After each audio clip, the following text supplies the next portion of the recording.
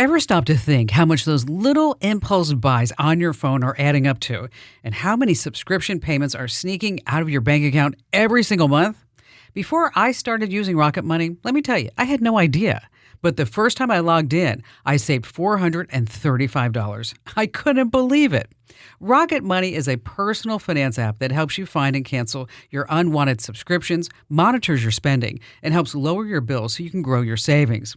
I just love the dashboard. It shows everything in one place, even the subscriptions you forgot you signed up for. And if there's something you don't need, Rocket Money helps you cancel it. Plus, it alerts you if a bill increases or if something unusual pops up in your account. It's basically like having a personal assistant for your money. Cancel your unwanted subscriptions and reach your financial goals faster with Rocket Money. Go to rocketmoney.com/Kim today. That's rocketmoney.com/Kim. rocketmoney.com/Kim. Welcome to the Kim Komando Show podcast for the weekend of September 30th, 2023. Thank you for being a community member. Here's hour one. I always like to start with something interesting, and America's first national emergency broadcast system. Do you know what year it launched in? 1951, in the heat of the Cold War. Now, the goal was to use, radios to alert everyone of an enemy attack. Of course, the system has grown up, and the last time we tested it was back in 2011. Well, it's about time to have another run, so I want you to mark this down on your calendars.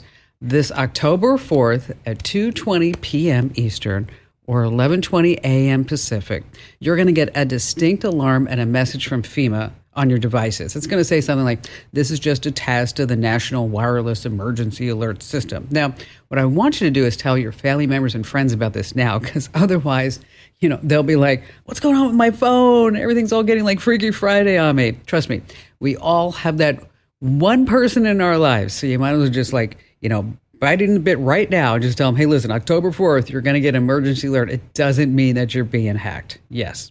And on that happy note, welcome, ladies and gentlemen. I'm Kim Komando, America's digital goddess, here with you once again. It's the biggest show about all things digital and the most trusted source. And you're about ready to get more tech smarts because every single thing is now a tech thing. And if you're just joining us for the first time, a warm welcome aboard to you. And if you're back all the time, hey, listen, you look marvelous, darling. And you can find my award-winning show on over 420 top stations throughout the United States. We're streaming in your favorite radio app. Just search for my last name, Komando. And you can find us streaming as a podcast, a webcast, commercial-free, inside the Komando community. Just hit komando.com, and then you want to hit that button that says community.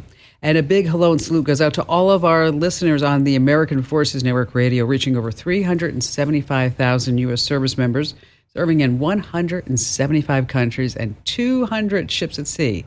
Get the Kim Komando Show.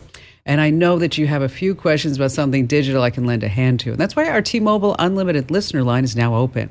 At 1-888-825-5254 is the way to join us. And if you're just too shy to come on the show and be a part of the podcast, I get that. You can always drop me your questions over at komando.com. I read every single note that you send me there. That's komando.com. All right, just for you, dear listener, I check out 35 different websites at least once a day, every single day, to make sure that we're both up to date. And here are 5 things that you need to know about tech that's happening right now. The first of the mega lawsuits against big tech is underway. The FTC accuses Google of anti-trade schemes to drive other search engines out of business. They want to fine Google $1.8 trillion. That's almost twice the value of the entire company. And now it's Amazon's turn. The FTC and 17 states accuse Amazon of acting as an illegal monopoly, hurting tens of thousands of smaller companies, maybe even destroying some. Thousands of times Amazon has stopped online merchants from offering lower prices on items that compete with Amazon products. Oh, I know, it's a shocker. They also forced merchants to use more expensive shipping so that they could offer Prime one-day delivery. And all these tactics, of course, drove up prices. Jeff Bezos traveling the world in his new 417-foot super yacht. We couldn't find him. Not available for comment. Number 2, backup on the moon. That's right. For so many years, the cloud was the way to back up our data. Well, now the ultimate backup is literally out of this world. NASA and a Florida-based company called Lone Star, they are about to place backup servers on the moon. They say safe from earthquakes, nuclear disasters, tampering, whatever it may be.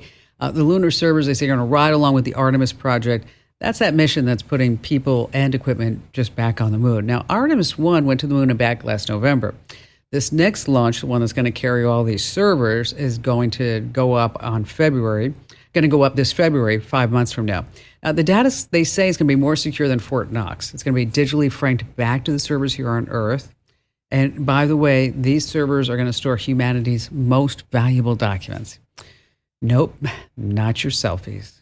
Moving on to number 3, well, your Apple Pay or Google Pay, it's just not cash. I read about this in the Wall Street Journal the other day, and I thought, hey, this is kind of super interesting.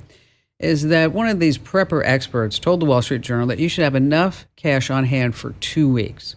You want to stock up on food, water, supplies, but make sure that you have actual money too, because if digital payment systems go down, they might be down for weeks. Now, let me tell you something. I pretty much have stopped carrying my wallet because now I have Apple Pay on my phone. And so wherever I go, I just go ahead and tap. I don't have to swipe a credit card or anything like that. But I will give you just a piece of advice with that. I stopped by a coffee shop to pick up some tea the other day, and the digital payment system was down. So ever since then, what I do is I tuck a $20 bill in between my phone and the case. So just in case those digital payment systems go down and I need to pay for something, that you always have some cash on hand. All right, moving on to number 4. Do you remember that Starlink rocket that exploded last November? Well, guess what? We are learning more about that just now. SpaceX tried to brush it off as just a minor mishap. It wasn't anything big. Well, that explosion actually threw a wrench into Elon Musk's plan to give you cell phone coverage everywhere. Yeah, Starlink can get internet just about anywhere around the globe. And then now he's getting into the cell phone business. Now, I really didn't have any clue that any of this was happening. So Starlink, I guess, got together with T-Mobile, and they're joining forces to bring direct-to-cell satellite coverage to everyone by the end of 2024. But what about that rocket that blew up? Well, that was kind of the whole basis of the whole plan. And turns out that SpaceX is still ironing out some of the glitches. They plan on testing this service in the beginning part of next year. It's just really fascinating to me. I mean, this guy just seems to put his hand into so many things, right? And he just fixed it. Just nutso. And finally, this coming in at number 5, Ray-Bans. They used to be cool, but now they're creepy. Yes, Meta has partnered with Ray-Ban, they say, to create a new line of smart glasses. And they actually don't look that geeky and weird. So what makes them smart? They can instantly translate foreign languages, identify places and objects that people are seeing in real time. Basically, it's a Google search in your glasses for anything that you're looking for. The sunglasses have 2 tiny cameras and speakers that let you record 1080p videos up to a minute in length. You can upload those from your glasses directly to your Instagram or Facebook account. It records with a simple voice command. Mark Zuckerberg said smart glasses are the ideal form factor to let AI assistants see what you're seeing and hear what you're hearing. Wow. Just record video right there with your glasses. Oh, man, in the bathroom with somebody with Ray-Bans, I think you better think twice about what you say and do or anything else. These sunglasses are going to make people a little paranoid. I mean, suddenly, everyone's going to appear shady, right? Now, you may have heard about Clearview AI, this Clearview technology. And if you haven't, just prepare to be shocked and astounded. New York Times tech reporter Kashmir Hill, she actually broke the story about Clearview AI in 2020. It's an AI app that can tell you who anyone is just by having a quick photo, just by looking at a quick photo. How good is it? Okay, Clearview says that it's 99% accurate. And oh my gosh, get this. And they also say that they have scraped over 30 billion faces. Now, Kashmir has just released her book, Your Face Belongs to Us, about the app. And she says that it just might end privacy as we know it, which we all know. We don't have a lot of privacy now. What's really left is going to be just gone forever. So, Kashmir, thanks for being here. And let's just start at the beginning. Explain to everybody who's listening, everybody who's watching, what exactly is this Clearview AI? Yeah, so Clearview AI is this small New York tech startup.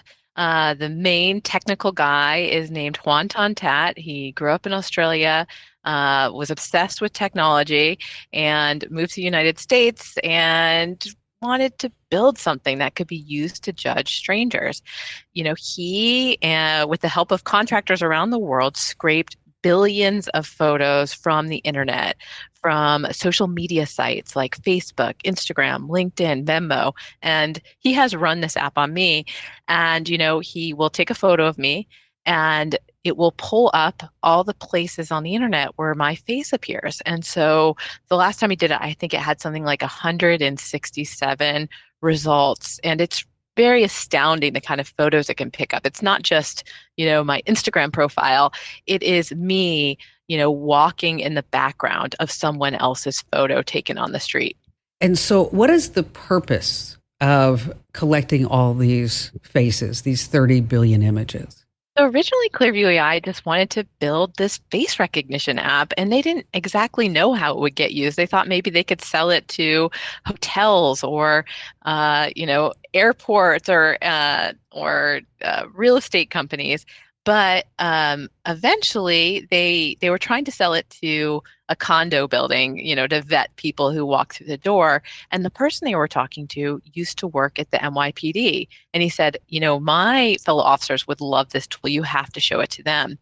And the NYPD became the first police department to start using Clearview AI. They loved it. It was so helpful for identifying suspects, solving crimes. They started telling all their friends and colleagues about it. And it just started spreading like wildfire to all these different agencies. And so are they using it now in stadiums, for example, public venues? Yeah, so they're not specifically using Clearview AI, but Madison Square Garden is an example of they're using facial recognition technology to look for specific faces. So people that have been there before who have caused problems. They were violent, they threw a bottle, onto the court.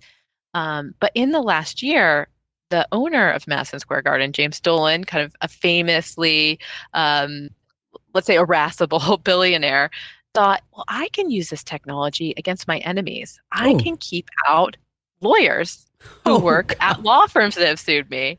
And so they went to, the websites of like 90 law firms and scrape the photos of the lawyers who work there and put them on this ban list. So if they try to go to a Knicks game or a Mariah Carey concert or the Rockettes show at Radio City Music Hall, they get turned away at the door. Oh my gosh. How accurate is Clearview in the database and the technology? Clearview has one of the most accurate algorithms in the world, according to, there's a federal lab that basically tests all these companies' technology. And yeah, it's very powerful. I've seen it work on me and pull up all these photos, but it can get it wrong. And it has gotten it wrong. And I wrote about a case where a man spent a week in jail because Clearview AI had matched his face to a criminal suspect's. Do you see this technology coming forth in, we've always had visions of these AR glasses. So I could put on these glasses and then I could see you, Kashmir, across the room or, across on a subway or what have you. And then it would come up and say, here, this is Kashmir Hill. She works for the New York Times. She has this book out. She likes lattes or whatever it may be, where it gives me all the stats, and I can blink to see your LinkedIn profile or to check out your Insta or your TikTok channel where you're dancing like a crazy woman. I mean, is this where this technology might be headed? Yes, Kim. I mean, this is a dream, right? Like you walk into a cocktail party and you forgot that person's name and your glasses supply it to you. Clearview is actually working on that technology. They have a prototype app that they've installed on augmented reality glasses. I've seen them. I've actually tried them. And you put it on and you have this little screen on the lens in front of your right eye. And I looked at Hoan Ton-That, the CEO of the company, and click a little button on the glasses and search his face. And all of a sudden there's all these photos coming up of him along with the captions to the photos. So they, say what his name is. And I was also with the company's spokesperson at the time. And she's a crisis communications consultant they hired after I started looking into the company. That's funny. And I looked at her and it brought up something like 60 pictures. One where she was like had her niece's kind of wedding reception. And then there was a photo with a very famous person. And I said, "Oh, I didn't realize you knew this person." And she said, "Oh, that client, and I'm not public about the fact I work with that person. Oh, Please don't mention their name." And so this is a person who is, working for the company, selling this technology, saying it's great. And I used it to invade her privacy. She didn't want that fact about her known, but here it was in a search of her face. so Kashmir, let me tell you this. There's so much more that I want to talk to you about. Wow, you are just a tremendous resource. And all the work that you've done behind the scenes and even just putting this whole book together. But here's the deal, and I really hate to do this. I do, but we have to take a quick commercial break so that we can pay just a few bills over here. When we come back, I want you to be thinking about this right now. I want us to do really a deep dive on the topic of opting out of these facial databases. I mean, they have all of our pictures, 30 billion pictures. Wow, that's just incredible. But what if we don't want to be part of this massive facial database? I mean, is it possible to say, no, thank you, this is not for me? Or are we just stuck? So stay with us, folks. This is a very, very important privacy issue that we're talking about with New York Times tech reporter Kashmir Hill, because she actually broke this story on Clearview AI in 2020. And this is an app that can tell you who anyone is with just a quick photo. I want to get into the nitty gritty of opting out. I mean, can we give a big no thank you to being part of this vast facial database? Can we sidestep this, or are our faces already in the mix and there's nothing we can do? So for Clearview AI's database, you can if you live in certain places in the world. If you're a European, you can get yourself taken out of Clearview AI's database. And here in the United States, if you're so lucky to live in California, Connecticut, Colorado, or Virginia, you can ask for access to your Clearview report and ask that you be deleted from their database thanks to the privacy laws in those states. For the rest of us, we are out of luck. Wow. So if we don't live in those states, is there any way for us to at least see what they have on us? No, there's no law giving us that ability. Yeah, I don't know if you want to get into it, but there is another public face search engine Yeah, please where do. you can. Okay. So Clearview AI won't give you that ability, but there is actually this other public face search engine, kind of like Clearview AI, but anyone can use it. And it has a smaller database, but it's also scraped photos from around the web, and you can upload someone's face and find these photos. I have a subscription. It's about $30. And yeah, I mean, you can go there right now if you want to. It's called PimEyes.com and search for your face. And they do have an opt-out, and they will let you request that some of the results that appear for you be deleted. But yeah, it's really like the face recognizing cat is scratching its way out of this bag. I was just thinking that because, where there are two, there are probably 50 other companies that are working on this similar technology for other purposes and where they're getting VC funding. What does this mean for our privacy? And keep in mind that, the P in Facebook, it means privacy. The P in Google means privacy. We don't really have any personal privacy anymore. But what do you think this means? I mean, you've been studying this for years and reporting about it. I mean, I'm still hopeful about privacy, which is kind of amazing given how many years I've been documenting its erosion by technology. But I do think that we can constrain these things with legal protections. There are laws that protect people, that make what Clearview AI did illegal in certain parts of the world. So one, we would need more laws. But if we don't get those kinds of protections, I think facial recognition could be everywhere, and that you wouldn't be able to be anonymous as you're kind of navigating the world while you're buying a pregnancy test at the pharmacy, or buying hemorrhoid cream, or coming out of a Planned Parenthood. So many places that we kind of rely on the strangers around us not knowing who we are. It seems like we're just living in this strange time right now. I mean, where all these so-called science fiction movies, the Hollywood docudramas of what would be like beyond the Minority Report, where we have artificial intelligence, we have certain heads of state saying, we need to put the brakes on this. And then entrepreneurs and Sam Altmans of the world saying, there's no way, the cat is already out of the bag. How long do you think it'll be before we actually have these glasses that we will put on at a cocktail party, or we will be able to wear at an event and know that the person sitting next to us is on the child sex offenders database, and we don't want our kid near him, or whatever it may be? I want to say that it is to the advantage of people like Sam Altman, the people that are selling this kind of technology, the Wonton Tats of the world, to say that this is happening whether you like it or not. The technology is here. And I think that they're wrong, and you can constrain it. And we have passed privacy laws in the past, like eavesdropping laws, that are the reason why all these surveillance cameras that surround us just watch us and don't listen to us. Like, we can constrain it. But my prediction is, Facebook has talked about doing augmented reality glasses and having facial recognition capabilities in them. And I can imagine a world in which Facebook releases that, but with a consent model where you, Kim, say, yeah, I don't mind if everyone looks at me and knows who I am. You're a public person. You might be comfortable with that. And maybe I make the same decision, but maybe someone who's more private says, oh, actually, I only want my face to be recognizable to people I'm friends with on Facebook, or friends of friends.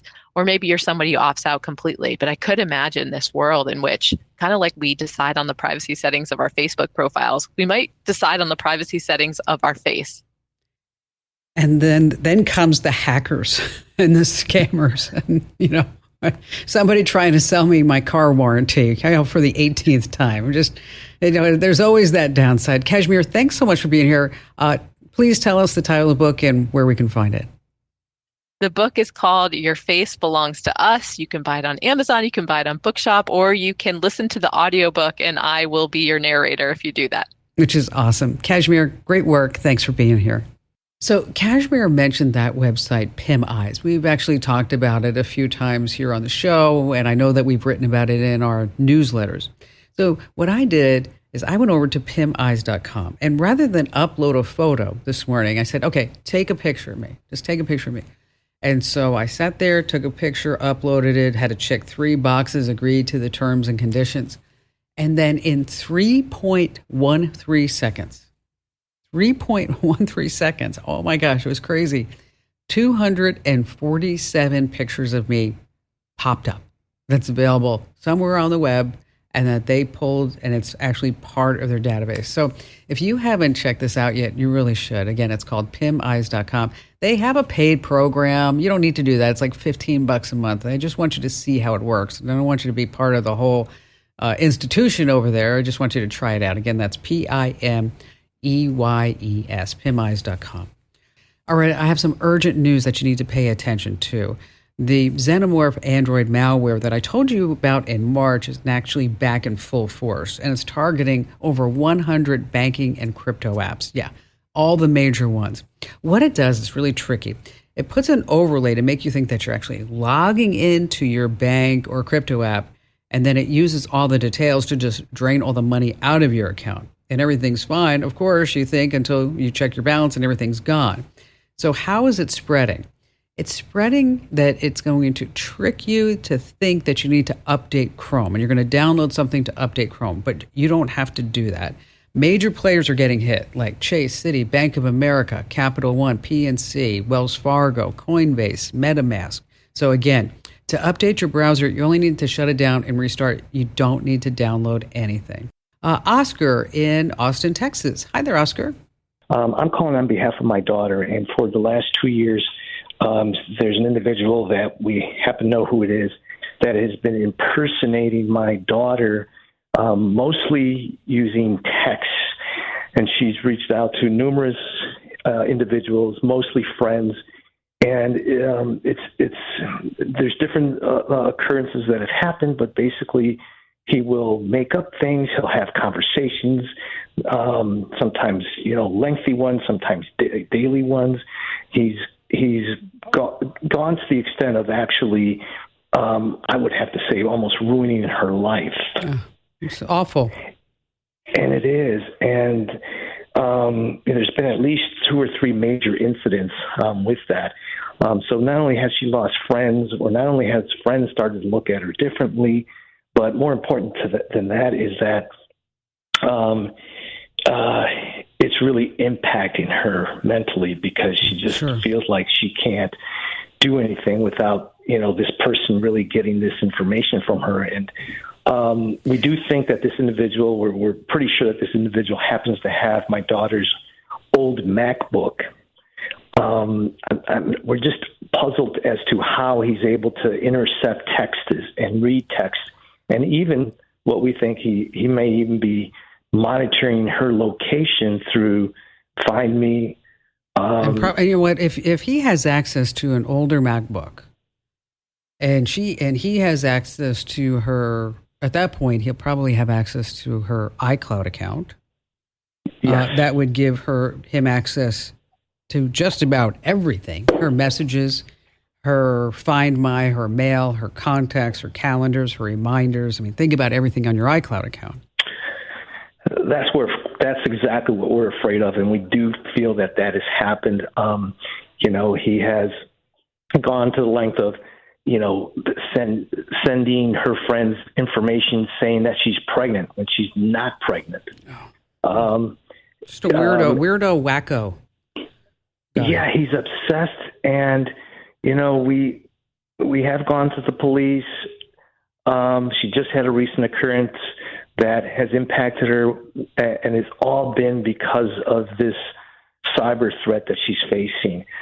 So really my question is okay, I don't feel comfortable that the police is going to have either the resources, time, effort to do this investigation. So I'm looking for someone who I can hire that could possibly get this information. Unfortunately, like with the MacBook, we don't have the serial number, unfortunately. Oh, wait, but here's the deal. Is that your daughter still has, obviously, an iPhone, right? Right. Okay. And does she have a MacBook again? Another one? Yes. Okay. She does. So what you do is, and I can send you all this, is that you go into the iCloud settings, and then you can review, and you can toggle off any apps that she's not using. You can look at all the devices that are signed into her iCloud account, and then boot them out. Okay. She could get rid of her whole iCloud account and start a new one, and then anything associated with that iCloud account would be gone. She can just remove that, delete that account. Mm-hmm. She can change the password, do 2-factor authentication. At this point, I would try to sever every tie I could with that MacBook that's in this guy's possession. Yeah, and I would say we're definitely late to the game. I understand in all of that, and we will still do that. But really more important now is that now we're at a point where we have to gather this evidence and present it to the police, because we have to press charges. It's gotten that important. We had an incident where this was earlier this year, where via texting that he was doing, he panicked my daughter's friend to the point where he made my daughter's friend feel like my daughter had just tried to commit suicide. And he texted saying, "I'm bleeding out." It was 2 a.m, Kim. We had police at our door. They ran through, make sure, and all because of the texting that he did. And they wouldn't believe us that it wasn't us. They almost hauled off my daughter. Yeah, and that's the problem, Oscar, is that the police are overwhelmed right now. They are. They're just overwhelmed with these type of situations. And let me tell you, there's pros and cons to this. Has he threatened her life, your daughter's life, or anybody else's life? Has he? Yes. Yes. Okay. He has. All right. Then we need to press charges. I'm just telling you that. Right. Because now we need to make sure that we preserve evidence. So, and we need to make sure we have documentation of everything along the way. Because if once you sever that iCloud, and then everything's just hasta la vista, baby. Now, we do have, I do have a friend of the show who can help you. I don't know how much he charges, but when we put you on hold, we're gonna tell you who it is, because I don't want to give him just a free commercial, type of thing on a national radio show. And he does charge, but I will tell you that he is. If I were in a situation, I would call him. I would call him. Oh, yeah. Okay. I mean, I'm going to call him as soon as I can. Actually, okay. I am at that point. So I'm going to put you on hold, and then we're going to get your contact information. Then we'll loop back and give you. I'll tell you who it is. His name is Rico Danielson. He does great work. He really does.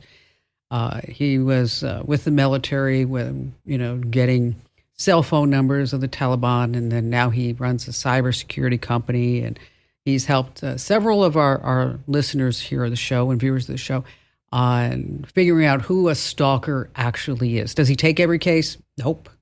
Can't. Just can't do it. There's not enough time in the day. But like I said, if I were in a predicament like this, I would definitely just reach out to Rico. So, Oscar, hang on the line. Make sure that we have all your contact information, and then we'll be sure to loop back with you, as I mentioned, and get you the information that you need to contact Rico. And do keep us posted, by the way. I always want to hear how these things end up. And if I can lend a hand again, Oscar, just give me a call. I just got to say it. If you ever break up with somebody, you just have to be smarter about this. You have to change your passwords, update your security questions, unlink any shared accounts, update sharing settings, do a whole social media cleanup, review all your cell phone plans and subscription services, get rid of any shared digital wallets. And if you have home devices like Google Home, Echo, smart thermostats, routers, you want to make sure that you reset all of those back to factory defaults too. Okay, Gen Zers, they speak a whole new language. Okay, lit, it's not lighting a candle, it's mean having a good time. The party was so lit. Trill, it's a mixture between true and real. So if you're an awesome friend, you're trill. Stan, that means that you're a true fan. If you're on fleek, you're looking sharp, stylish, on point. And then there's slay. That means that you're just killing it. Like, you aced that video, slay all day. Drip has nothing to do with a faucet. It means you're stylish and you're on trend. So let's use them all in a single sentence. You don't have to be my stan to slay everything digital. Over 600,000 people agree that my free newsletters are on fleek and they're lit. And you can sign up over at getkim.com. That's getkim.com.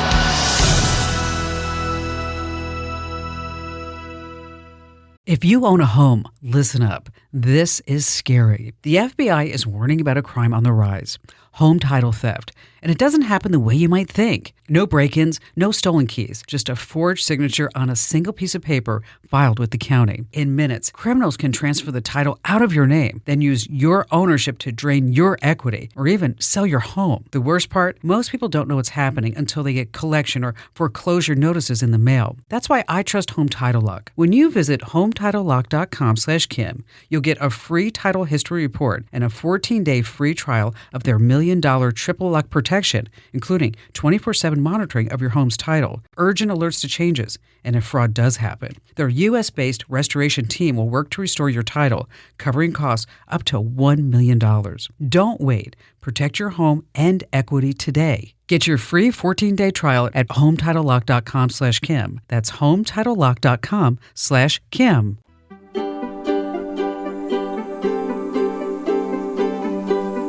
Thank you for listening. Here is Hour 2. I always like to kick things off with something fun and interesting. And virtual reality tech, it was supposed to be the next big thing. But to be honest, not a lot of folks are overly excited about it. And it could be that, well, it makes people vomit. Research data shows that 40 to 70% of folks who are using VR, they get motion sickness within just 15 minutes of having the headset on. And for women, they're not really sure why. But that number jumps to 80%. Yes, 80% of people are getting sick in VR glasses. Aren't you just glad I brought this up? Oh, that was bad. I know. And on that happy note, welcome.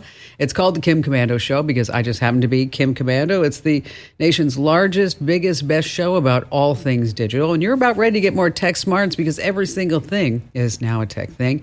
And if you're tuning in for just the first time, a warm welcome. We're delighted to have you joining us. And to our regulars, it's great to have you back.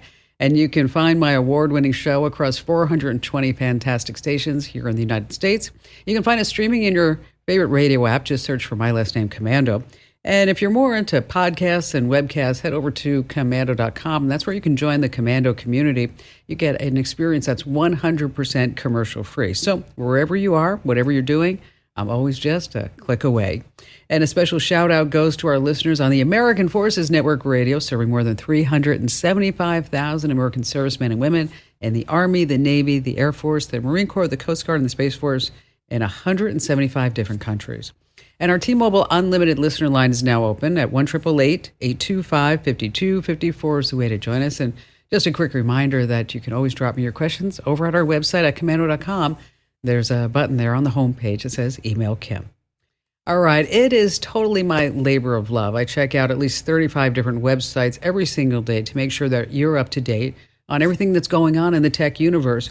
And here are the top 5 things that you need to know. And let's start with job seekers. Now, you're probably dreaming about landing that fully remote job. And you've heard about all your friends that are working around the world. You're like, I want to do that too. Well, if you haven't done it already, don't get your hopes up too high. Even if your resume is top notch, the competition is fierce. Business Insider says that you're 60 times more likely to get into Harvard than to land a job that lets you work from home full time. The reality is that most of us are clocking in the office most days of the week. Now, I know a lot of people are heading back, but here's a heads up, is that times have changed and bosses are watching more closely than ever. Companies are now using badge data to track how often you're inside the building. Meta actually told its employees they're going to start checking all the time. They want to make sure that you're in the office at least 3 days a week. And if you're not, you could get fired. So if you're job hunting or getting ready to get back into the office, just know that the landscape, it's a lot different now than it has been over the last 3 years. Number 2 on our list, Stopamus Crime. That's right. It's the Skydio X10. It's a new drone. Listen to this. It hits speeds up to 45 miles per hour. It's pretty snug and small. A camera has a 65 times zoom. Okay, what does that mean? This camera on the drone can read a license plate from a football field's distance away. Isn't that something? Comes with infrared sensors to track people in the dark, so it can put an end to risky high-speed chases, what they say. It all sounds good, but there's a downside. What does this mean to your privacy as police forces across the country start using it? Like, for example, last Labor Day weekend, the New York Police Department responded to drones about large backyard parties with surveillance drones. Again, in case you want to look this up, it's called the Skydio X10. It's really something. Next on our list, number 3, it's a hot item. Wait before you rush out to buy that new Apple iPhone 15. They're having some problems. You see, both of Apple's most expensive iPhone 15s, the $1,500 Pro and the $1,600 Pro Max, they're hot. Yeah, they're hot to the touch after a few minutes. Some phones are reported to overheat to 122 degrees. Now, let me tell you something. Skin burns start at 125 degrees. Turns out the titanium case that comes in 4 colors, it's picking up oil from your skin, it's discoloring. Durability, even a slight bend of the phone is shattering the back glass for some folks. And then there's also a software bug. Things are not going well for Apple. The iPhone's iOS 17 operating system, you have to update the phone immediately. So is it a lemon? No. Should you go out and buy one today? Probably not. I would wait a couple of weeks for them to kind of work out all the issues. Moving on to number 4, why are passengers suddenly acting up on flights? You've seen the videos, shouting matches, seats getting kicked, people getting escorted off of flights. To give you an idea, last week, Instagram model, I always like this model, Morgan Osman, she threw a fit on the plane, excusing someone of taking her seat. Within seconds, passengers had their phones out, capturing every moment. Their videos went viral instantly, and she was just nasty. She's like, I'm an Instagram star. Why are you doing this? Well, why are people taking all these videos now, and why are they acting up? Well, research says that they want to be Insta famous. That's right. So the FAA has a word of caution. Filming these chaotic events can actually escalate the situation, so they're asking you not to. My my best advice is don't do it. And I bet that pretty soon, rules for filming others on airplanes, they'll be coming out. And finally, this coming in at number 5, one Prime perk that you're missing out on. I just learned about this myself this past week. I guess it's all over TikTok. Is that if with your Amazon Prime account, you can actually get free movie tickets. What? Yes. All you have to do is go to the Amazon Prime Premiere page. That's primepremiere.amazon.com, primepremiere.amazon.com. It shows you a list of movie screenings near you. And then you just click it. You're in business. You get 2 tickets per Amazon account. I tried to book some tickets for a movie here in Phoenix. It was already sold out. So you have to act really quickly. The screenings are available just 48 hours. And according to Prime Premiere, they're not just offering free early screenings. They're throwing in photo ops, concessions. You can check the site a week ahead. You can grab up to 2 tickets for a 7 p.m. showing. You get a complimentary small popcorn and drink. And once again, in case you want to check that out, it's at primepremiere.amazon.com. You know, once I got fined $50 for sneaking popcorn and a drink into a movie theater. I was like, what? That's okay. I still saved money. So when you think of a YouTube influencer, what comes to mind? What? A young, hip person, right? Well, what if I told you that there's a woman by the name of Lindy Moore, and she's 75 years old, and yes, she is an influencer because she lives in her van and she's given all types of tips, tricks, and secrets. And joining me here in the studio is Lindy Moore herself. Hello, Lindy. Hi. So let's just start at the beginning. Okay. When did you think like, wow, I could be a YouTube influencer? I could be doing this? Never. Never? Okay. No, I strictly started because I wanted to tell my story. And the story is? My life story. And It's very different life. is Okay? it? Okay. Yeah. Well, give me how. I'm a veteran. So I joined the Army in the 60s. Wow. That's just a beginning. You know, I moved to San Francisco and lived on the streets at 17. I could just go on and Keep on. going. And I on. want to hear it. No, I've just been through I've lived a very different life. I had polio when I was 7 or 8. Wow. And my mother saved me from the lung machine. And through her strength, and she believed you could do anything you wanted to do if you wanted to do it hard enough. So I learned how to walk again. So it's just been a kind of a life. So what do you talk about on YouTube? I talk about that life, and I talk about how I feel about different things, you know, what's right, what's wrong, how I think, how I live, you know. And that's a big part of it because it's a big part of it. Because your channel's called Lava. Yes. And that stands for Lindy's Awesome Van Adventure. Correct. And what is part of the whole van adventure? Well, it depends on how you look at it. You can sit at home, you can look at life, and you can say, well, I'm older now, and I guess I'll just sit here and I can watch TV and watch the grandkids. Or you can say, I really want to live life to the fullest every single day and go on adventures or just live in a van. And I decided that I wanted something different. And van dwelling was something I was interested in. And I had watched Bob Wells for years. Mm-hmm. And I decided I was going to do it. So did you own a house at that point? No, I was renting. Okay. And my rent had doubled in 9 years. And that was also part of it, too. Where were you living then? I was living in Davis, California. Okay. Yeah. So I've always been mostly California. Not always, but mostly California. And so you live in what I see a 2013 Chevy van? Yes, I do. And that's your entire premise. Yeah. So how do you figure out like where you're going to park the van that night? Do you go to camps or how do you do that? Well, you can go to BLM land. I'm a city dweller, so I am not a nature girl. I'm learning. I live in the city. The cops know me by name. All of the businesses where I park know me. I worked at the Walmart there. Everybody in town knows me. It's a very small town. The gas stations gives me free ice whenever I need it. I just got lucky and live in a town that I'm kind of like the van lady in town. And I clean up areas where I park. I just stay to myself and try to do whatever I can for the community. And I spend my money there. So do you have a full-time job? I did until June the 2nd. I was with Walmart. So what kind of tips do you give out on your YouTube channel? I don't know that they're tips. They're just thoughts of what I think. Mm-hmm. You know, for instance, I just put out a video because I went to the park with Marley and I parked and I heard a lot of screaming and yelling between two young people in a Cadillac. And it was pretty bad. And they just weren't treating each other right, you know. Sure.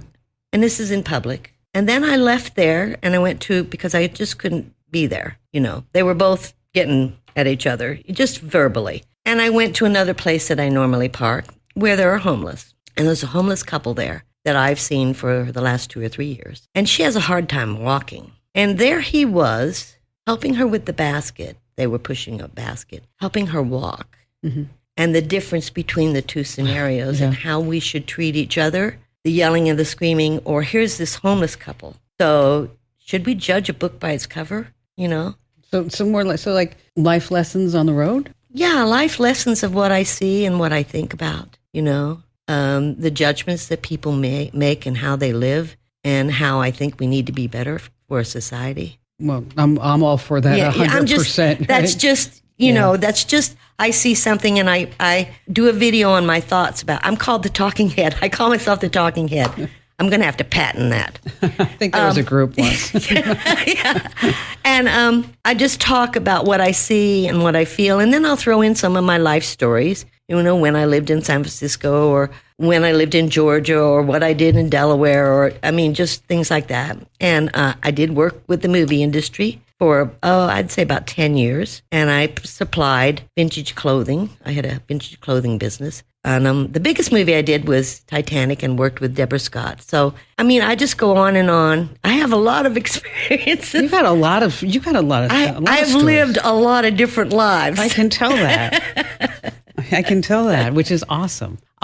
Is there one video that you have on your channel that when you were taking it, you thought, well, this isn't going to really do anything. And then suddenly you put it online and you were surprised at all the reaction that you got from it? Yeah, I just had a viral the end of June 26th. And it was about being 76 on Social Security and how hard it is to make it these days on Social Security with inflation and everything. And I did that video.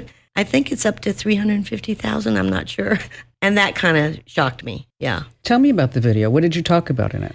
I was very specific about food prices and buying this versus this and where to get this and just price. Everything was priced in the video. What type of food I eat and how I cook it.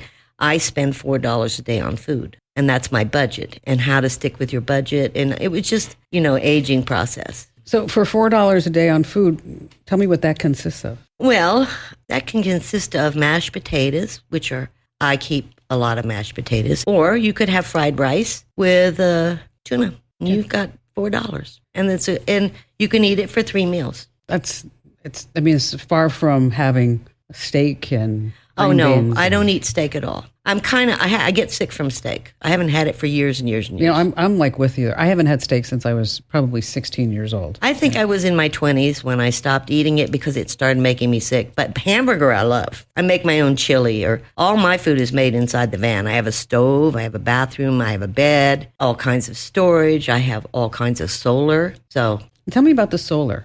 Well, the solar was a big thing I was really, really interested in. And I decided to study it. And I started studying, I talked to a professor at Davis College, and they had a lithium battery program. And he was talking to me about how they were trying to make it so that it wasn't so dangerous and could be used. And about that time, these solar generators or power units, I call it solar generator, but other people call it a power bank, started coming out. And I was watching Will Prowse for about 4 years, who is an expert on this kind of stuff, learning how to build your own unit. So I knew I did not want to build my own unit because being older and not knowing electrical, even though I might be confident, I could make one slight mistake. Yeah, it'd be bad. And you could set a fire. Right. And you have to remember that even these generators, there's a temperature. If it goes below, I believe it's 22 degrees, and I could be wrong on that. The temperature for the height is 104 is when you start having problems. It's too hot. Mm-hmm.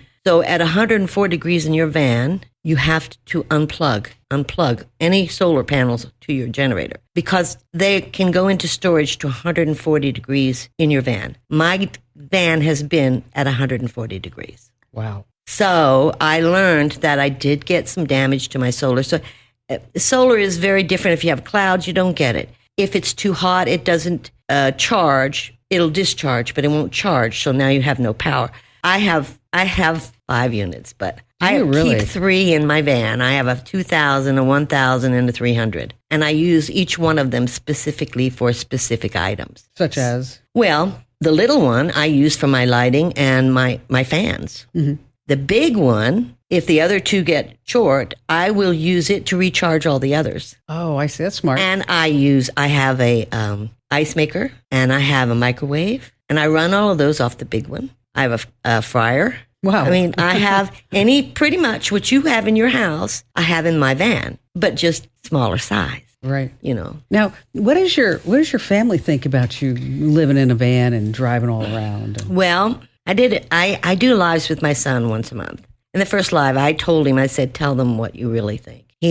My son is or ex-deputy sheriff, 25 years. He just retired. He did not want me in that van. And it took me a long time because out of respect for him, I wanted him to be comfortable with it. Sure. You know, and he finally agreed, and now he just thinks it's the greatest thing. He said, you have a YouTube, you're making money. What is going on here? Like maybe I ought to live in a van. Oh, no, he'd never do it. So, no.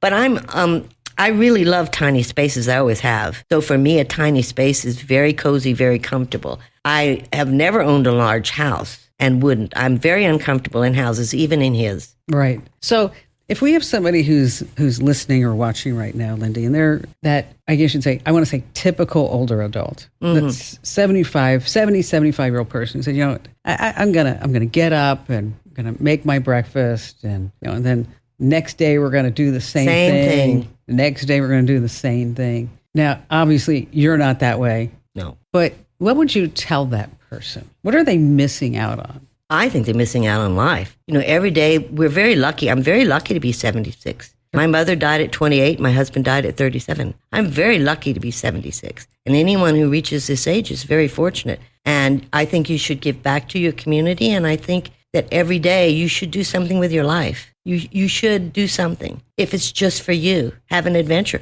I told you I've never been in a radio station. I know. When you said that when you walked in, I was like, this is beautiful. This is gorgeous. Thank you. Yeah, we do TV out of here too. So some radio stations are not this pretty, but I've been very blessed to have a career that has been successful, and I love what I do. And you know, people ask me, you know, say, why are you still working? I mean, I don't need to do this. Mm-hmm. But I tell people I want to be Martha Stewart. Okay, that woman's almost 90 years old. She's on the cover of a magazine in a bikini, doing deals with Snoop Dogg.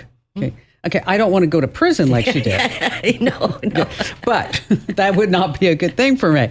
But I think a lot of it is your attitude. Yes. You know, and just knowing that, you know, there's still, because it has to be self-motivated too. Yes. You know, you either have a half empty or a half full glass, and mine is always half full, if not more.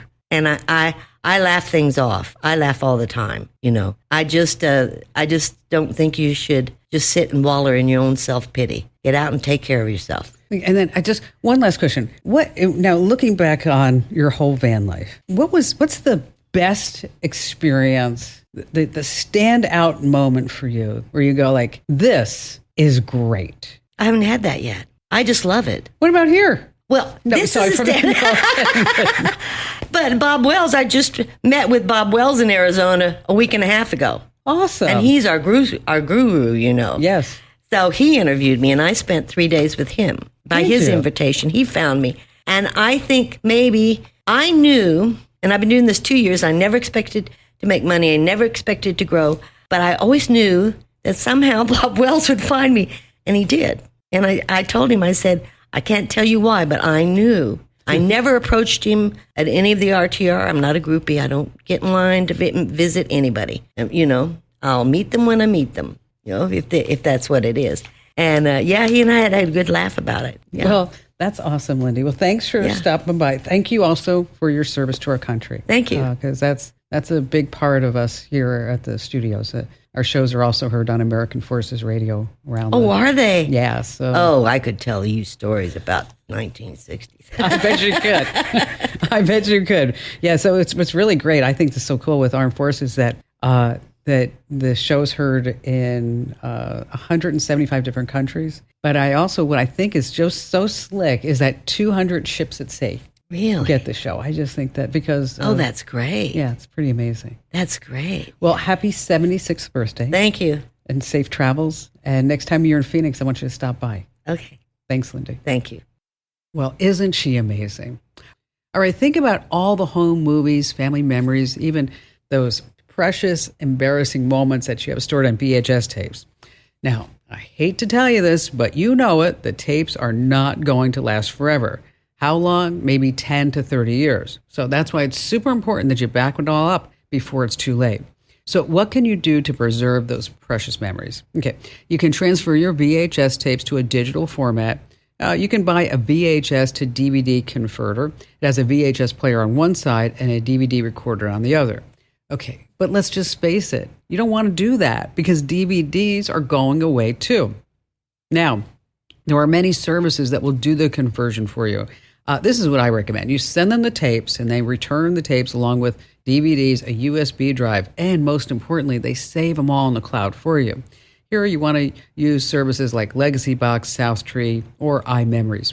And then to preserve the tapes that you already have, I want you to be sure that you keep them in a cool, dry place away from sunlight and humidity. And if you need links to those companies that I just mentioned, we have it all over at Komando.com.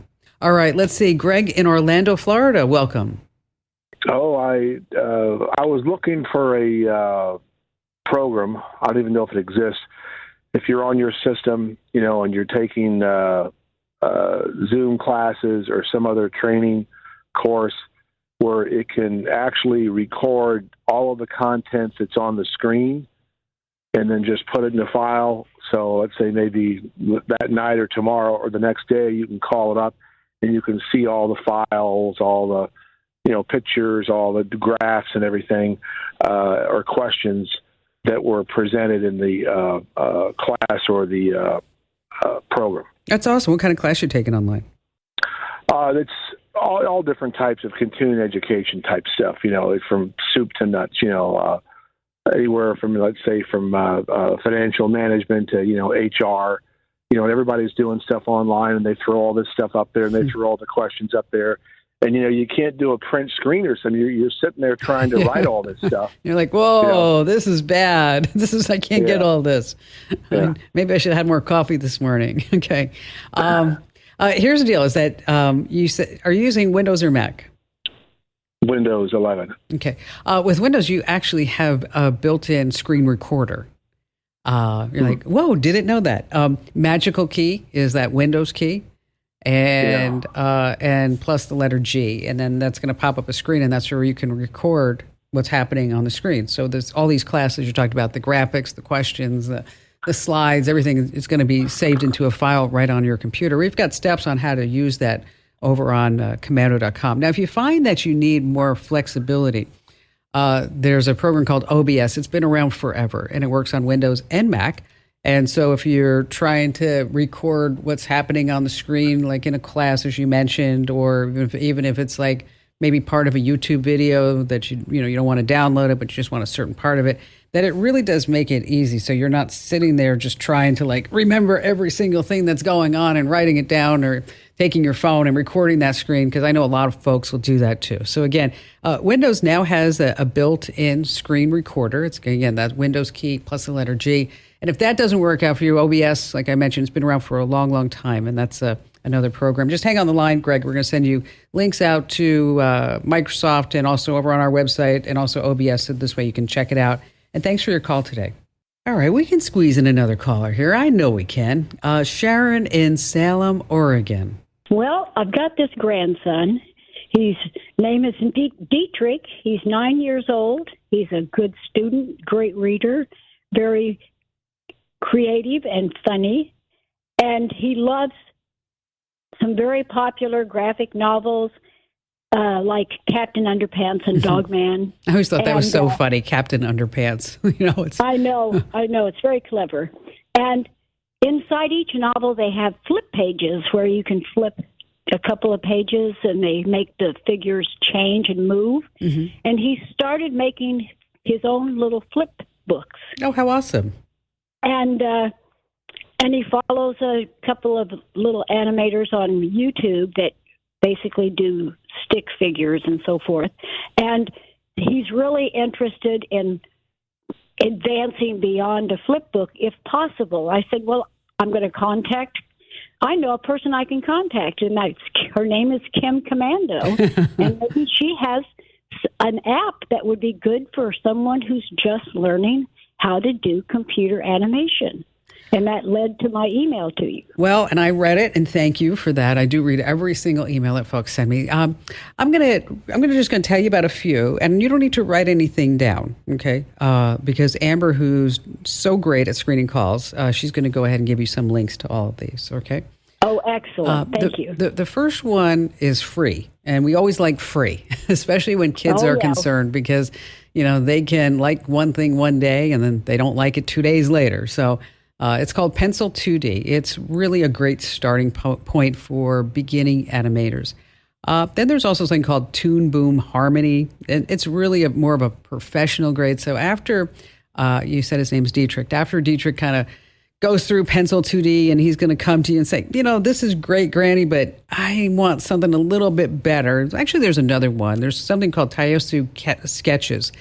It's a drawing tool. It also has time lapse, so it can give him just a different perspective. So between these three, I think you're probably going to find the best solution for Dietrich and to, kind of expand this skill set and what he's really thinking about, what he wants to do right now. Again, it's called Pencil 2D. That's the one to start.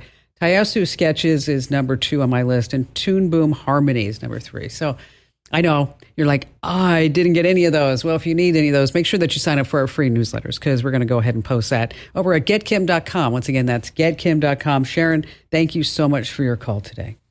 One thing to keep in mind when we start talking about animations is size and file size. Okay, like 1 minute of standard def animation can be anywhere between 5 and 20 megs. Okay, high def, wow. Okay, 1080p, 1 minute can be up to 100 megs, and that's compressed. So make sure you keep track of that storage space on the little guy's phone or device. Okay, researchers have found hackers are breaking into hotel booking systems and then using that inside access to totally target you.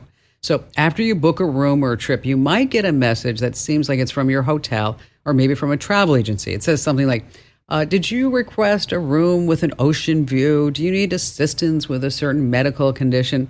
Then they drop the link in there. Yeah, that's where trouble starts. Click on that, and then you're going to be taken to what looks like a super official page asking for your credit card details. Okay, it's a scam. So what can you do? First, always check the URL. If it looks shady, yeah, it probably is.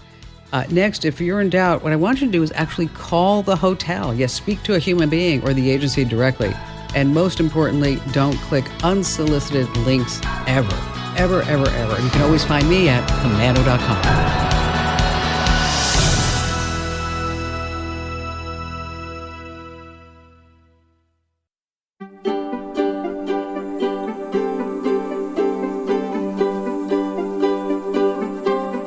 Here is hour 3. I always like to kick things off with something fun and interesting. Have you ever been to a restaurant super excited to just dig into your meal, only to have your friend go, wait a minute, that looks so good. Can I take a picture first? Yeah, that's happened to me.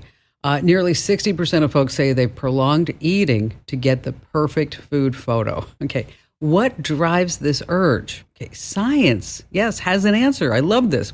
Looking at a drool-worthy picture of food, actually, they say, lights up parts of our brains linked to taste, smell, and even our memories. And then all of these vibrant colors and textures in a photo makes your brain play a little what-if game.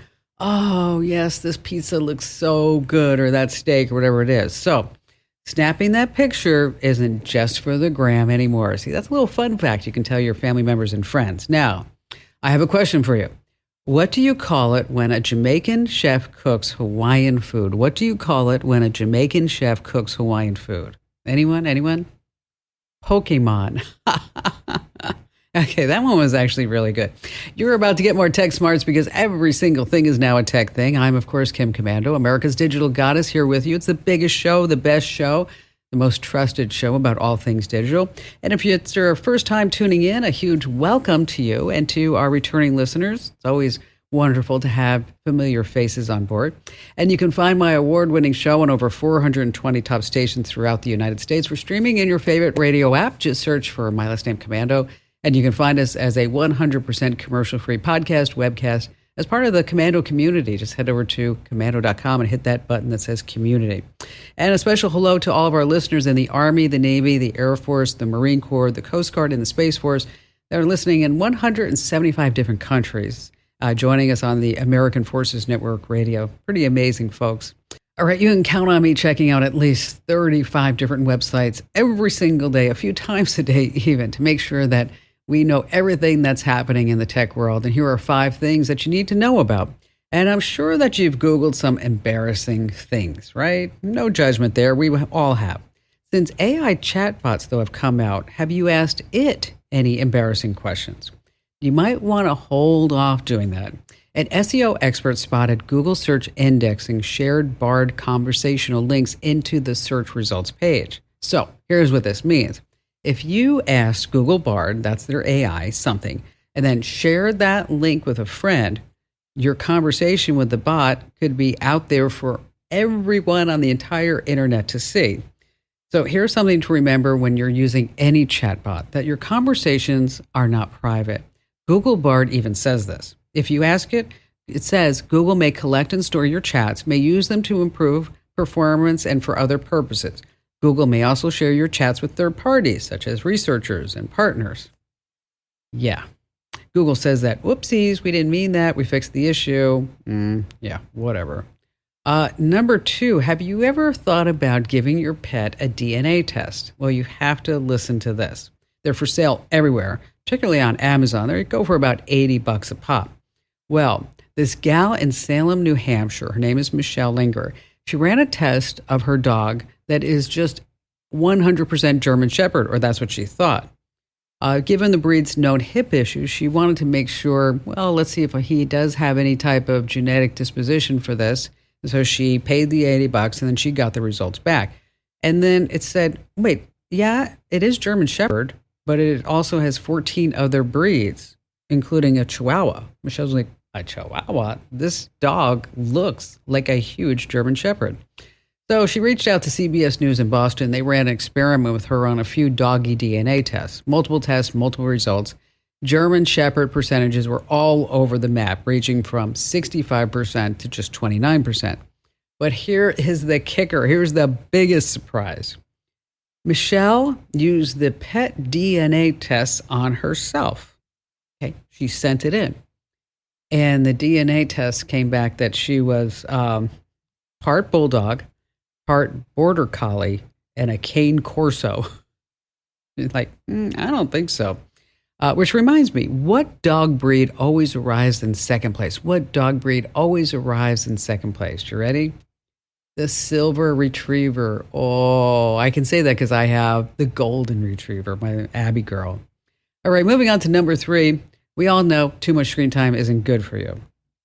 Now, since the onset of the pandemic, there have been reported increases in puberty for both girls and boys. Now, during that time, what happened? They spent a lot less time outdoors and more time in front of what? Screen time. That's right. So researchers did a study on a few groups of rats. Now, I know the rats. The rats in one group got their normal daily dose of sunshine. Now, the rats in the other group were exposed to 6 hours of blue screen light. So what they found with the first signs of puberty occurred significantly earlier in the rats exposed to the blue screen light.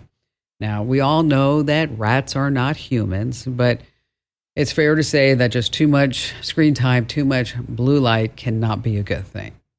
Moving on to number 4, streetlights are turning purple. Why is that? Okay. I read a report from Scientific American that says it's actually happening all over North America, and there's a reason, and it's not because Halloween is right around the corner. Now, remember how streetlights used to give off that yellow glow? Well, about 15 years ago, you know what happened. We all switched to LEDs, and they're bright and white. But here's a fun fact. Those white LEDs aren't really white. It's like a little cocktail of red, green, and blue. So you can either smush those different color LEDs together to get a white light, or you can coat a blue LED with this stuff called phosphor. Now, once the light is coated with phosphor, it appears to be white. So why the purple? Well, science folks think that the phosphor is actually peeling off, revealing the blue LED underneath. So even though it's blue, the way that our eyes are seeing it, we think it's purple. So the next time you see a purple street light, you can go, I can tell you all why this is happening. And finally, this coming in at number 5, generative AI art is just spreading. And the stars of the show, DALL-E E2 or Midjourney, these are AI champs that can cook up images ranging from the looks so real to cartoony. Whatever you type in, your wish is their command. So now what's happening is that they're pairing this with ways to swap faces and bodies and craft videos. So it looks like someone who wasn't there, and that's where we get the term deep fakes from. So it's spreading like crazy, deep fakes. And so if you start seeing this stuff in your social media feeds and you're wondering if it's true or not, you can go ahead and do a reverse image search from your computers, right-click the picture on your browser, and then you can search the image with Google. It's a big red flag if you can't find this image being posted by any reputable source. You want to be sure that you count the fingers. Seriously. Look at the hair. Anything too smooth or shiny or blurry should make you think twice. And then just do a gut check. Does it feel real or not? Okay, if the idea of running has ever crossed your mind and you felt like there's no way I could ever do that, well, you've got to hear Martinez Evans' story. Now, he's a running coach with one mission: to show that literally anyone can hit the pavement. You can get moving. You can do this. It doesn't matter your skill level. And he's run 8 marathons and countless other races. And let me tell you, I've run marathons. They are very, very difficult. Now, why is Martinez here? I mean, of course, there's a ton of running coaches all throughout the United States. Well, he's the brains behind the Slow AF Run Club. That's right. It's an online community. It's just a game changer for slow runners and walkers. And Martinez, thank you so much for being here. So let's start with your story. How did you get into running anyway? Yeah. So 10 years ago, I had a pretty difficult doctor's appointment. I was working a commission sales job. I was on my feet 8 to 10 hours a day, and I developed some hip issues. So went to go see a doctor. He told me, I know why you're in pain. Okay, why? He was like, it's because you're fat. Lose weight or Okay. die. Well, there's So- one way to put it, right? Okay. Right. So we had a big argument because, he was just on his rant of like, you need to start walking on the track to lose weight, so on and so forth. And my thing was, I was already on my feet 10 hours a day working this job. So it just didn't make sense to me. So I told him I was going to run a marathon, and he laughed at me, told me that's the most dumbest thing he has heard in all his years of practicing medicine. So instead of massaging my fist against his face, I stormed out the doctor's office and I bought some running shoes, and I've been running ever since then. Okay, well, it's not like you can just get out there and run a marathon. I mean, you've got to train for this. You've got to work up to it. So when you first started running, how long did it take you to do a mile? Oh man, Kim, it probably took me about 4 weeks to run a mile straight. Wow. Let me tell okay. you this, Kim. My first run, I fell off the treadmill. Oh, no. So what's the story behind the Slow AF Run Club? So Slow AF Run Club is a community of 25,000 members worldwide. The reason why we got this name is because running the marathons I was running, I got heckled by a drunken onlooker. So, he was pointing at me and he told me to come here, and I came to him and he's like, hey, buddy, you're slow AF. Go home. So that resonated with me so much because it's typically the people who are not even in the arena who have like the biggest criticism of you. So from that point on, I vowed to myself to put Slow AF across my chest as a badge of honor. But this is more or less my Superman's S on my chest. So what advice do you give anybody who's saying, you know what, I want to get my butt off the couch and I want to welcome 2024 being able to do a 5K or a half marathon? What advice do you have for them? So the first thing I tell people is it's in your mind. Yes, we have to strengthen like our legs and things of that sort, but the muscle that people fail to strengthen is the muscle in between our ears. So you really have to believe it. So start with belief and have delusional self-belief when it comes to running. You can do this in regards to what anybody else say. The second thing is buy good running shoes. So go to your local specialty running shoe store and get fitted. Say these 2 words, gait analysis. If that store look at you like you got a third head growing out the side of your neck, that is not the store for you. So basically what a gait analysis does is it let the store clerks see how you walk and understand what type of shoe that you need. And then the last thing I would say to people is that people get hurt when they fall into the terrible twos. The terrible twos is whenever you do something too soon, too much, or too fast. So you want to make sure that you get into running and be gradual with it. It takes our body anywhere between 4 to 6 weeks to get comfortable to something new. So just really think about that adage when you're thinking about if I want to go faster or if I want to go longer. So how did you start building this community online? Because 25,000, that's big. This community kind of happened right before the pandemic. And then we was just primed for when the pandemic happened. So we went completely virtual. And from there, we started to run virtual races when a lot of races got canceled. Mm-hmm. And we were doing virtual races that had like 6,000 and 7,000 people around the world joining in on these races. And it kind of just grew from there. And next thing you know, with the amount of press, the book that I'm out just came out, the book tour I'm on, we've amassed 25,000 members worldwide. That's, you know what, it's a very inspirational story because,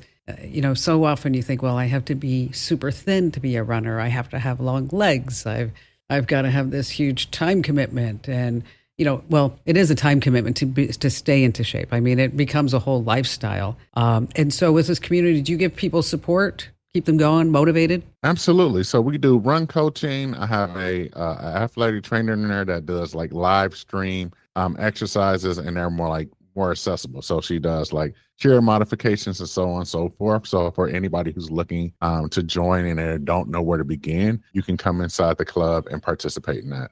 In addition to that, we are doing in-person groups as well. And the last thing that I'm happy to announce is that we recently just launched the nonprofit arm for the Slow Your Front Club. Awesome. And with that goal, we're looking to get more kids to be active as well within the sport of running. So let's just go ahead and tell us about your book and how people can check it out. Slow AF Run Club, the ultimate guide for anybody who wants to run. It's for anyone who's sitting on the couch and don't know where to begin. If you're looking to get active and you're looking to start running, this is the book you need. What you'll find in this book is tips for mindset, nutrition, how to start running, so on and so forth, as well as compelling stories and life lessons that I learned along the way in a very compelling story. Well, let me give you a life lesson when you're finishing a marathon that I bet you never thought about this, because I can tell you're not this type of guy, but I was finishing another marathon and I was running with a doctor, which is always great. I always feel good when I run with an ER doctor, so if I vapor lock,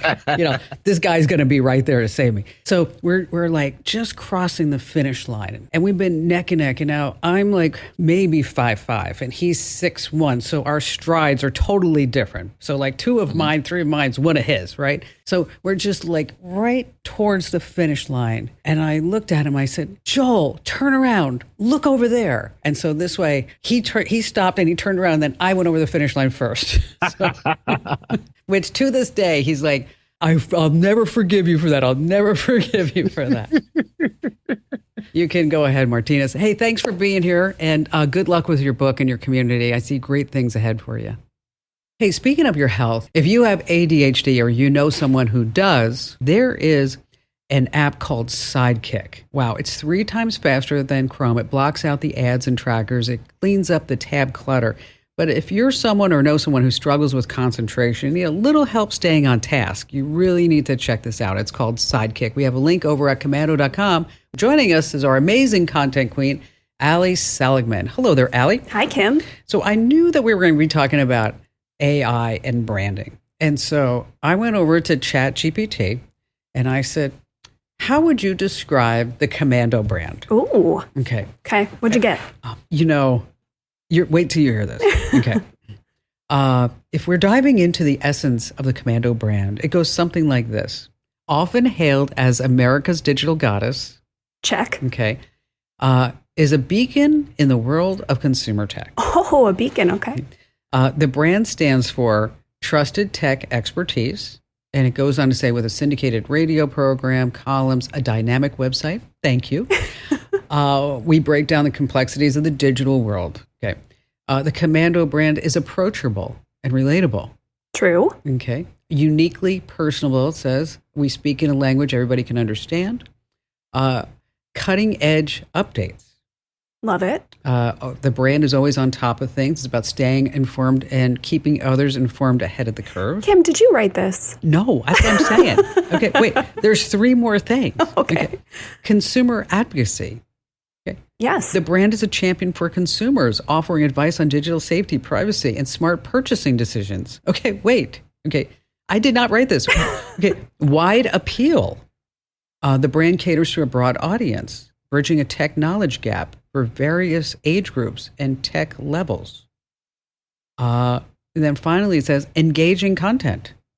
The brand offers radio shows, podcasts, videos, newsletters, and more. It's a one-stop shop for anyone looking to make the most out of their digital life. Wow.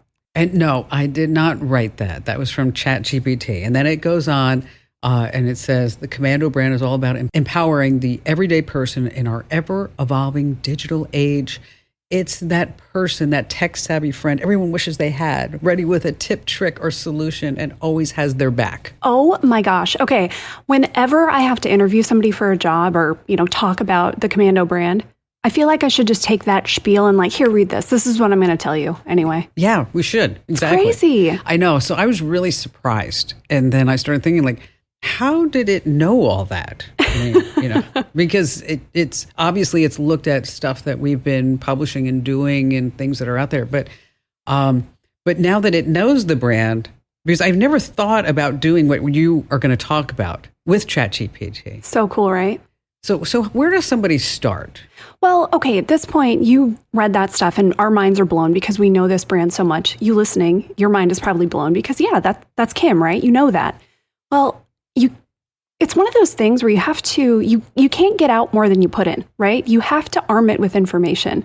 So with Kim, with our brand, pretty easy, right? There's so much stuff out there about the Komando brand, us talking about who we are, Kim talking about who she is. And so it has all this stuff to draw on. Plus, Kim, you use ChatGPT a whole lot. Yes. And you've probably told it a whole lot about this is how I sound. This is how I write. This is the type of information I give. And so it has built up essentially this profile of, okay, here's Komando, I know it. And so it can give you back things that are really catered to that. So starting from a baseline, sorry, but ChatGPT doesn't know anything about you. It might know something about your business if there's a ton of information out there on the web, but you really have to start with feeding it as much as you can. And I don't think people really realize this. You think, okay, I'll just type a question, and if I type it right, it's going to be perfect. I'm going to get the right information. No, you have to keep giving information. That's true. That is very true. You have to tell, you know what, you missed the point here. Yep. That doesn't make sense. Which I routinely do. You're a serial corrector. I am. ChatGPT. I'm like, oh my gosh, how could you even say that? It was so wrong. Yeah, you'll send me the screenshots every now and again of tough being this smart. It is. So give it information. And really, you're not trying to be tricky about it. You don't need to write some perfectly eloquent thing. You can just say, hey, I'm going to tell you about my brand so that you can write about me better, or so that you can write in my style, so that you can know who I am. So you really want to take that stuff that is, who are we? What are we trying to do? And feed it in there truly directly. And then once it starts to know about you, which we'll get to in a minute, it can help you a whole lot better with your business.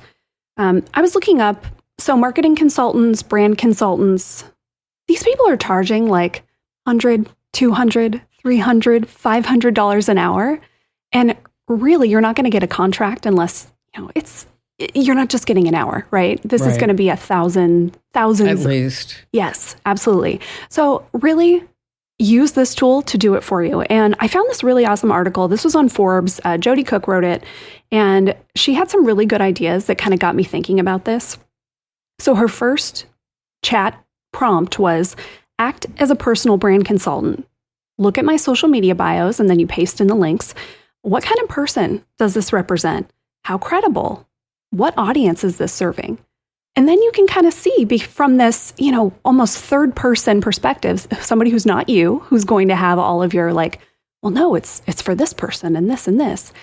It'll help you see, how does someone else see this brand? It'll send you back information. And then the more you work with it, this is where you start building up that, repertoire, right, of information that it has about who you are. See, that's where a lot of people, I think, make the mistake, Al, is they expect ChatGPT to be a one-way street because, we're so used to going to Google and typing something in and then we get a result.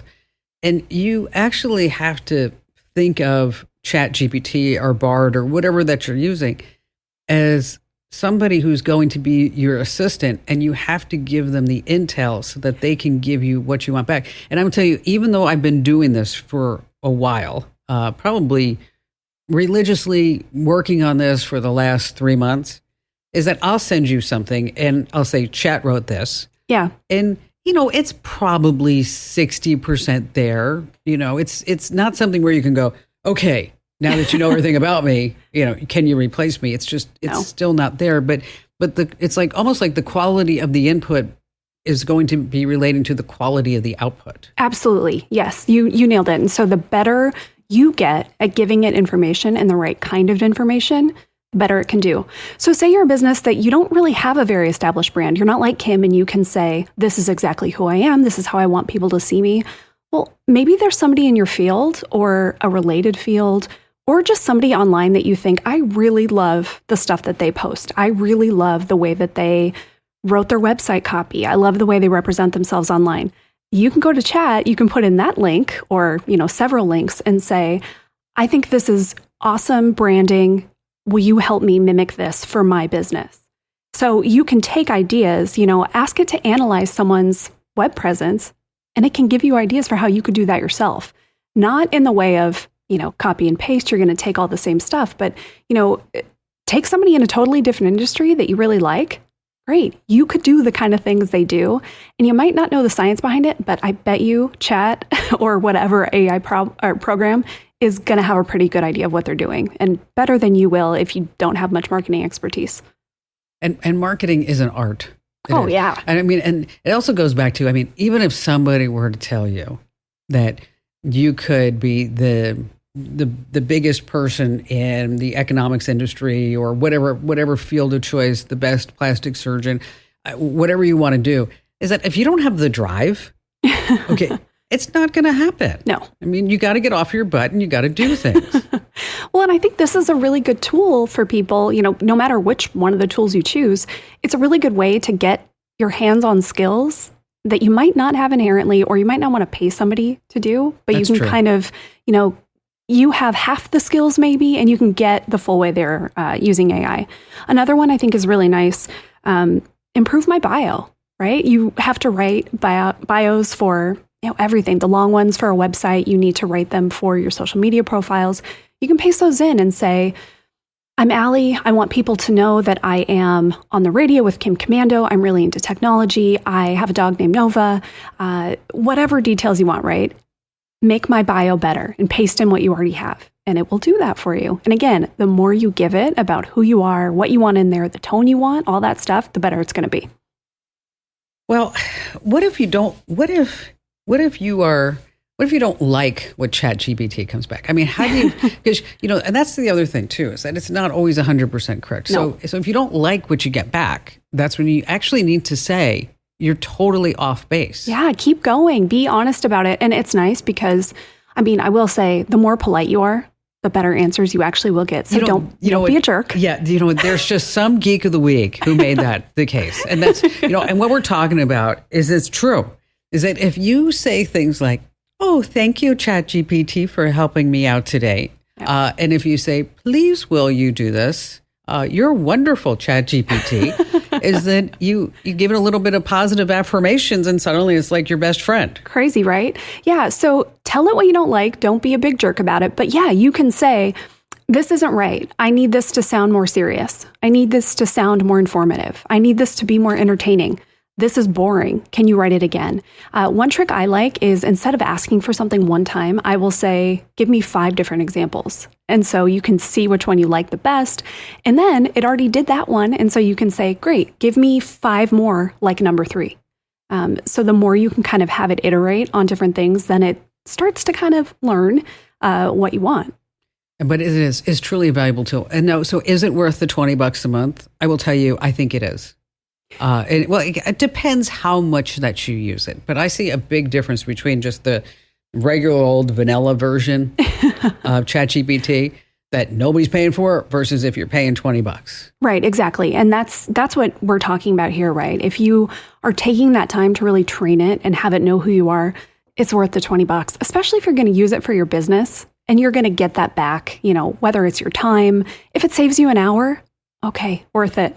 Awesome. I don't know if you know this, but there was a brand called Captain Kirk clothing. Okay, the actor who portrayed Captain Kirk, he tried to launch his own brand of trousers, but they didn't sell very well. It could have been the name. They called him Shatner Pants. But Allie, thanks for being here. Appreciate you on board. Some good stuff that we pass along. You ought to try that out, folks. It's a great idea. All right, back to the phones we go with John in Cincinnati, Ohio. Hello there, John. Well, I'm getting emails to an email address of mine as one word, and it's going to Gmail, which is where I have mine. And generally, if I look at a message that this guy sends using his address, not his address or my address, whatever it is, there's nothing in the to line. I have to go to the little 3 dots and look at the whole listing of stuff that you get with an email. Mm-hmm. And I find my email address in there. And it confuses me because a lot of these come from support at paypal.uk. That's who sends it, supposedly. Whether they do or not, I don't know. So basically, you're getting Gmail or email at your Gmail account for somebody who is using your Gmail address? Yeah, well, if you look at the rules at Gmail, any variation of my name or my address or whatever, that it's just something weird. I think Gmail's got a problem. Yeah, it's a common issue with Gmail because what it does, Gmail doesn't recognize any periods or any dots as characters within usernames. So if you're john.doe at gmail.com and you're also johndoe at gmail.com and you're j.ohndo at gmail.com, they all go to the same inbox. And so what has happened over the years is that people have common names. Or people have common usernames. And so what you can do is if you notice that it's coming from PayPal and it's coming to your address and it's not you and you have nothing to do with PayPal in the UK, what you do is you set up a folder, say the other John Doe, okay? And so anything that comes in from that address, it gets automatically sent to that filter. Unfortunately, there isn't a way to just say, oh, this is me. I'm the real John Doe, and this is what I want. No. If somebody's using your email address, it's just a pain in the neck. And that's why if it is happening to you, just go ahead and set up a filter. I mean, let me tell you, I've had my Gmail address, I don't know for how many years, probably 20 years. And there are people in other countries who unfortunately are starting to use my Gmail address, and they actually started years ago. And so what I do is I say if it's a certain country code that it goes into this filter so I don't even see it. Now, if you need help setting up those filters, just hang on the line. Amber, who's screening our calls today, it will send you a link. We actually have this actual answer posted inside the Komando community. So if you go to community.komando.com, that's where you can find our Q&A forum. So anytime you have any questions, and maybe it's something that you tried to Google and you actually need somebody to help you and hold your hands, that's what we do inside the community. But I did see recently that our IT genius, John, actually answered some questions about this. So what you want to do is just hang on the line, John, and we'll send you out a link to that for everybody else. Just go ahead and hit community.komando.com. All right, you have everything on your phone. It's a total treasure chest. It has all your financial information, your identity, and more just tucked into this small portable box. Now, the bottom line is that because you have all your stuff in there, it's a crook's target, a cyber crook's target. We're talking about viruses and Trojans and malware, spyware, ransomware, adware, badware, whatever you want to call it. It wants to get on your phone. So here's how to spot it if something malicious is lurking there. We're going to start with number one. A sudden surge in data could mean that malicious software is installed. Next up, if you see some charges on your bill or the App Store that you just can't explain, maybe you've been hacked. Number three, pop-ups, so annoying, and they're often used by hackers and scammers to try and trick you into downloading malicious software. Number four, ever notice that something on your phone that you didn't install? Well, it could have been put on your phone without your know-how, without your knowledge. And finally, this coming in at number five, battery drain. If your phone is dying faster than usual, it could be that some software is using up all your phone's resources. So time for a backup and a complete factory reset. Hey, be sure that you tell 3 friends about the Kim Komando Show because after all, knowledge is power.